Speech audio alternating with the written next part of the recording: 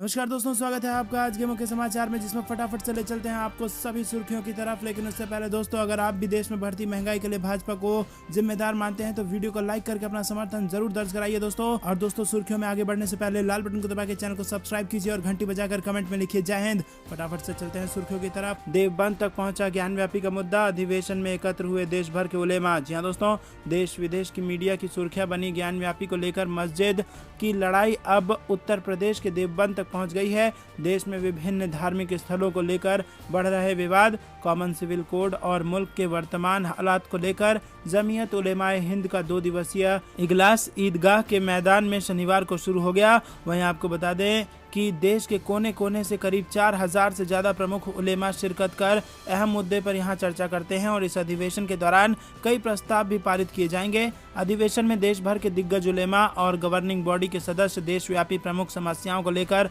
मंथन कर रहे हैं। आपको बता दें कि ईदगाह मैदान के बीचों बीच तकरीबन 5000 लोगों के बैठने की क्षमता वाले पंडाल के नीचे यह अधिवेशन चल रहा है। दोस्तों, रुक करते हैं अगली बड़ी खबर की तरफ। कांग्रेस नेता ने ईवीएम पर उठाए सवाल, बोले बटन दबाने पर वोट नहीं हुआ। जी हाँ दोस्तों, ग्वालियर में पंचायत और निकाय चुनाव के लिए ईवीएम का मॉक पोल किया गया और इस मॉक पोल में एक मशीन, जिसे प्रशासनिक अफसर सही बता रहे थे, वो गड़बड़ निकली है। मशीन में 3 नंबर के बटन को कांग्रेस नेता ने 3 बार दबाया लेकिन वोट नहीं हुआ। एक अन्य युवक ने भी प्रयास किया लेकिन वोट गिरने की आवाज नहीं आई, जबकि अन्य सभी बटन सही थे। इसके बाद जब तीसरे युवक ने जोर से बटन दबाया तो वोट गिर गया। इस पर वहां विभिन्न दलों के पदाधिकारियों ने ईवीएम की शुद्धता पर सवाल खड़े किए हैं। उनका कहना है कि ये तो गड़बड़ मशीन है जिसे यहाँ सही मशीनों में रखा गया है। इसके 3 नंबर बटन पर जिस भी पार्टी का चिन्ह होगा वहां तो वोट गिरेगा ही नहीं। विरोध को देखते हुए वहां मौजूद अफसरों ने उसे बदलने का आश्वासन दिया है। ग्वालियर में पंचायत और नगरीय निकाय चुनाव होने हैं और इसके लिए युद्ध स्तर पर तैयारी चल रही है, क्योंकि काफी समय से ये चुनाव नहीं हुआ है, इसीलिए प्रशासन हर स्तर पर सावधानी बरत रहा है। दोस्तों, रुक करते हैं अगली बड़ी खबर की तरफ। कमलनाथ बोले बीजेपी ने ओबीसी को दिया धोखा, 12.5% ही आरक्षण मिला। जी हाँ दोस्तों, मध्य प्रदेश के पंचायत चुनाव का ऐलान हो गया है और इस बीच कांग्रेस ने बीजेपी पर बड़ा आरोप लगाया है। कमलनाथ ने कहा है कि बीजेपी ने ओबीसी को आरक्षण में धोखा दिया है। कांग्रेस प्रदेश अध्यक्ष कमलनाथ ने शनिवार को मीडिया से कहा कि बीजेपी ने ओबीसी आरक्षण को लेकर झूठा प्रचार किया।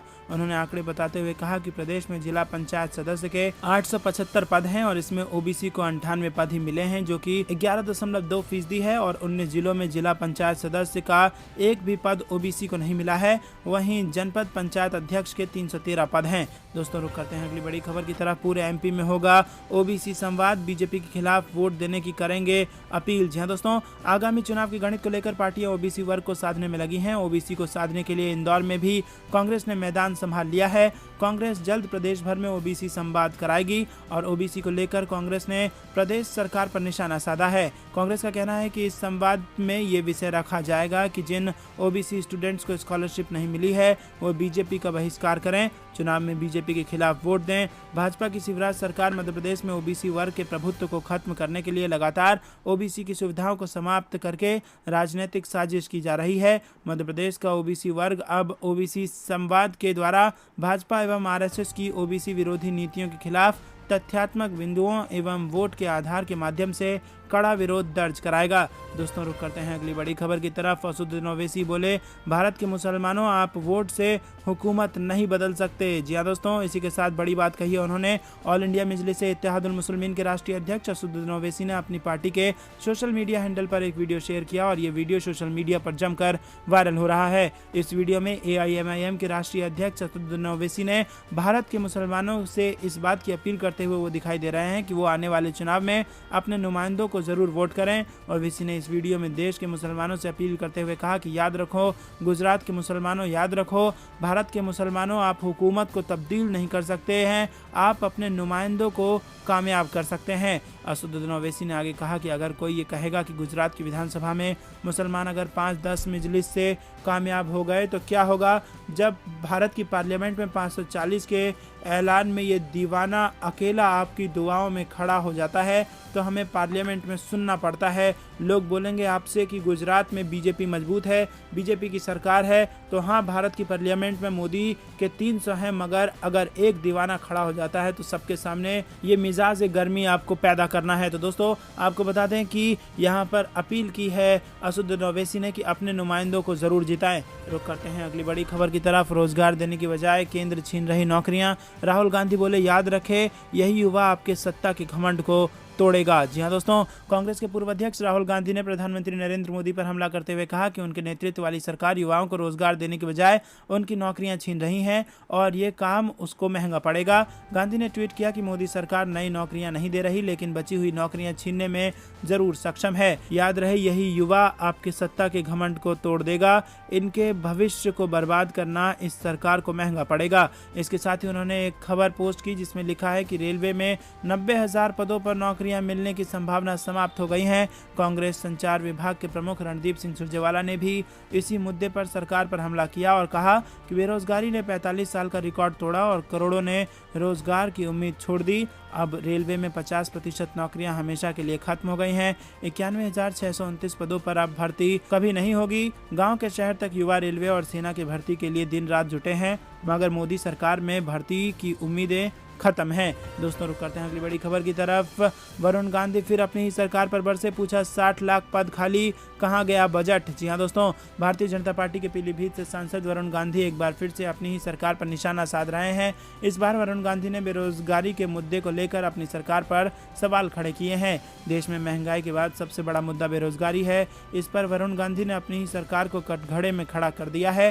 बेरोजगारी के मुद्दे को लेकर विपक्ष तो सरकार पर हमलावर है ही, अब बीजेपी सांसद ने भी अपनी ही सरकार से बेरोजगारी को लेकर सवाल पूछा है। बीजेपी सांसद वरुण गांधी ने केंद्र में विभिन्न विभागों समेत सेना, पुलिस, स्वास्थ्य आदि विभागों में खाली पड़े पदों की संख्याओं को लेकर ट्वीट किया। उन्होंने कहा कि जब बेरोजगारी 3 दशकों के सर्वोच्च स्तर पर है तब ये आंकड़े चौंकाने वाले हैं। जहां भर्तियां न आने से करोड़ों युवा हताश व निराश हैं, वहीं सरकारी आंकड़ों की ही माने तो देश में 60 लाख स्वीकृत पद खाली हैं। कहा गया वो बजट जो इन पदों के लिए आवंटित था ये जानना हर नौजवानों का हक है। दोस्तों रुक करते हैं अगली बड़ी खबर की तरफ। सीएम योगी के सदन में किए दावों को अखिलेश यादव ने बताया झूठ, कहा जनता महंगाई व बेरोजगारी से है त्रस्त। जी हाँ दोस्तों, आपको बता दें कि समाजवादी पार्टी के अध्यक्ष एवं नेता विरोधी दल अखिलेश यादव ने मुख्यमंत्री योगी आदित्यनाथ के सदन में किए गए दावों को झूठा करार देते हुए कहा कि भाजपा सरकार में अपराध बहुत बढ़ गए हैं। नेशनल क्राइम रिकॉर्ड ब्यूरो के आंकड़े इसके गवाह हैं और प्रदेश की जनता महंगाई व बेरोजगारी से त्रस्त है। महिलाएं असुरक्षित हैं। भाजपा सरकार ने किसानों की आय दुगनी करने का वादा किया था लेकिन सरकार से उन्हें धोखा ही मिला। चीनी मिलों पर गन्ना किसानों का हजारों करोड़ रुपया बकाया है। सपा अध्यक्ष अखिलेश यादव ने पलटवार करते हुए कहा कि सपा सरकार में सभी भर्तियां पारदर्शी तरीके से हुई। भाजपा सरकार में भर्तियों में बड़े पैमाने पर धांधली हुई है और दरोगा भर्ती में धांधली व घोटाला हुआ है। अब तक 100 से ज्यादा लोग पकड़े जा चुके हैं और सरकार भर्ती क्यों नहीं रद्द कर रही है, ये बड़ा सवाल है। सपा अध्यक्ष ने कहा कि सहायक शिक्षक भर्ती में आरक्षण घोटाला हुआ है। दर्जन भर से अधिक परीक्षाओं के पेपर लीक हुए हैं। सरकार ने नौजवानों को धोखा दिया है। प्राइमरी शिक्षा और मिड डे मील योजना को सरकार ने बर्बाद कर दिया। भाजपा सरकार पिछड़ी जातियों की गिनती नहीं होने देना चाहती है और प्रदेश में जातीय जनगणना होनी चाहिए। दोस्तों रुक करते हैं जो कि उत्तर प्रदेश से आ रही है। ज्ञानव्यापी में शिवलिंग है यह फव्वारा, 30 मई को देश के सामने आ जाएगा सच, जारी होगा वीडियो। जी हाँ दोस्तों, वाराणसी जिला कोर्ट ने ज्ञानव्यापी मस्जिद के सर्वे के वीडियो को जारी करने का आदेश जारी कर दिया है। मस्जिद के अंदर फव्वारा है यह शिवलिंग, इसका सच 30 मई को देश के सामने आ जाएगा। कोर्ट इसी दिन सर्वे का वीडियो और फोटोग्राफ जारी करेगी। इसी के साथ आपको बता दें कि इससे पहले ज्ञानव्यापी मस्जिद की देखरेख करने वाली अंजुमन इंतजामिया मस्जिद कमेटी ने जिला जज की अदालत में एक और प्रार्थना पत्र दिया था और इस पत्र में मांग की गई कि ज्ञानव्यापी मस्जिद में कमीशन ने जो सर्वे किया है उसे वीडियो और फोटो सार्वजनिक उसके ना किए जाएं। दोस्तों रुक करते हैं अगली बड़ी खबर की तरफ। राहुल गांधी ने जवाहरलाल नेहरू के समय बनाई संस्थाओं के नाम गिनाकर बीजेपी को घेरा और क्या कुछ कहा आपको बता दें। दोस्तों यहाँ पर कांग्रेस नेता राहुल गांधी ने एक बार फिर केंद्र की मोदी सरकार पर लोकतंत्र को कमजोर करने का आरोप लगाया है। राहुल गांधी ने देश के प्रथम प्रधानमंत्री पंडित जवाहरलाल नेहरू की पुण्यतिथि पर शुक्रवार को कहा कि वो लोकतंत्र की जड़ों को मजबूत करने वाले व्यक्ति थे, लेकिन भारतीय जनता पार्टी ने गत 8 वर्षों में संस्थाओं को ध्वस्त करके लोकतंत्र को कमजोर किया है। राहुल गांधी ने ट्वीट किया कि IIT, IIM, LIC, भेल, NID, बार्क, एम्स, इसरो, सेल जैसी कई सारी संस्थाएं नेहरू जी की संस्था निर्माता थे इनके, और उन्होंने हमारी लोकतंत्र की जड़ों को मजबूत किया। राहुल गांधी ने इस दौरान दावा किया कि पिछले 8 वर्षों में भाजपा ने संस्थाओं को ध्वस्त करके लोकतंत्र को कमजोर कर दिया है। भारत को अब भारत जोड़ो की सबसे ज़्यादा ज़रूरत है।